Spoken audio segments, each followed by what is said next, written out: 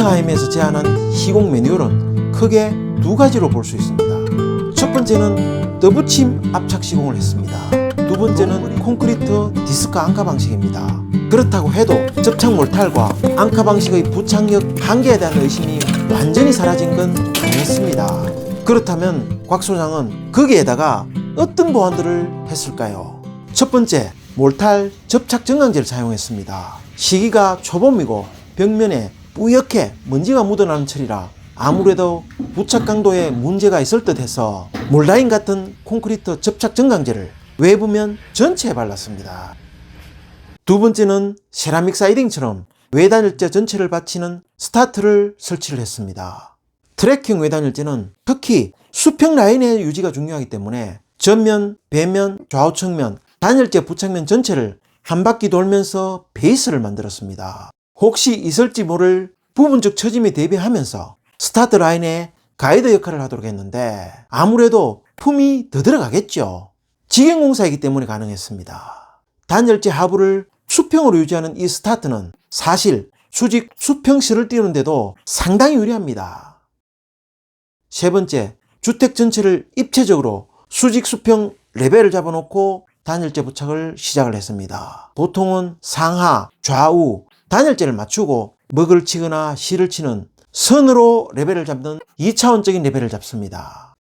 주택의 콘크리트 골조라는 것이 이론처럼 수직, 수평이 일정하게 만들어지지 않습니다. 폭 10.5m, 박공의 꼭지점까지 최대 높이 9m, 창문도 딱 한 개만 있는 북쪽 벽면의 경우에는 제일 돌출된 부분을 기준으로 레벨 체크를 해보면 최대 30mm 정도까지 편차가 났습니다. 그래서 일단 수평 레벨은 하단부에도 상단부에도 실을 띄우고 수직 라인은 좌우 측면 양쪽으로 띄워서 부착을 할 때는 레이저로 대각선 라인까지 체크를 했습니다. 그리고 북쪽면에서 시작해서 주택을 한 바퀴 돌면서 주택 전체의 입체적인 레벨 체크도 했죠. 롱브릭의 시공 정밀도는 여기서 결정이 된다고 해도 과언이 아닙니다. 네 번째, 한 장 한 장, 한 줄 한 줄 전부 레이저를 띄워서 작업을 했습니다. 사실 건축주는 곽 소장 팀의 미타임 부착이 너무 더디다고 중간중간 불평을 하시곤 했죠. 곽 소장 현장에서는 단열재 부착 작업만은 항상 직영으로 해왔기 때문에 큰 걱정은 안 했지만은 트랙형 부착재라는 생소한 자재, 그리고 제 스스로 확신이 없던 롱브릭 부착, 미타임 담당자가 소개한 현장도 직접 방문 확인을 했고 개별적으로 많은 협조를 해줘서 너무 고맙긴 했습니다만은 제 스스로 확신이 있어야 작업을 진행하는 그런 성격이라서 다 확인을 해볼 필요가 있었습니다. 수직 수평 레벨의 정밀도가 고스란히 롱브릭의 평활도와 직결되기 때문이었습니다. 다섯 번째, 우레탄 폼을 부착 강도와 단열 보완의 방법으로 정말 차고 넘치게 사용을 했습니다.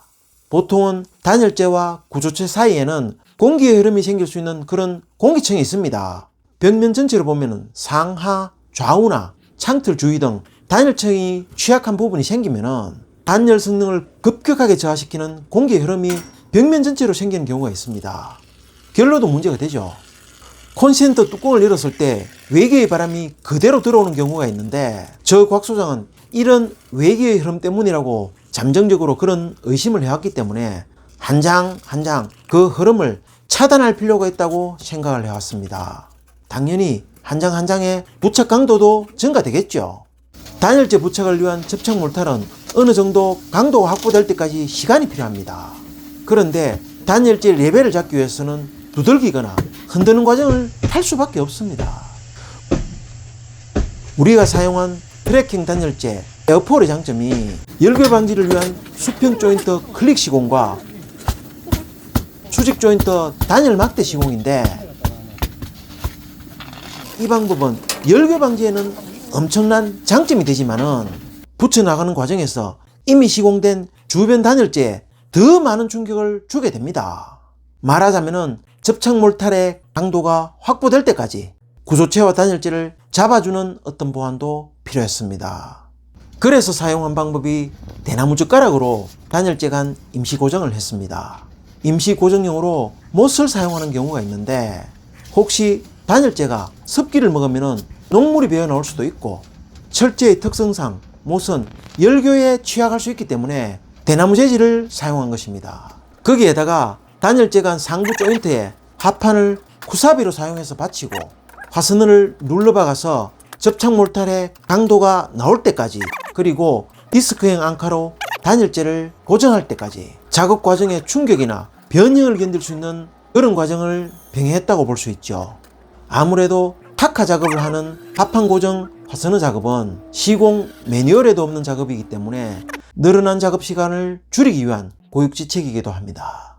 직영공사의 특성상 작업 시간 증가로 인해서 건축주는 애가 탔을 수도 있지만은, 저는 제가 생각할 수 있는 모든 방법으로 보완을 했기 때문에 더 이상의 미련은 없습니다. 다시 한다 해도 이렇게 할 듯 합니다.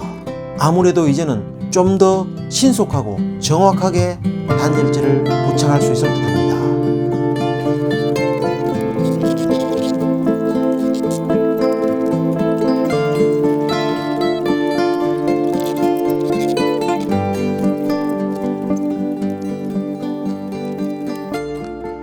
곽소장이었습니다.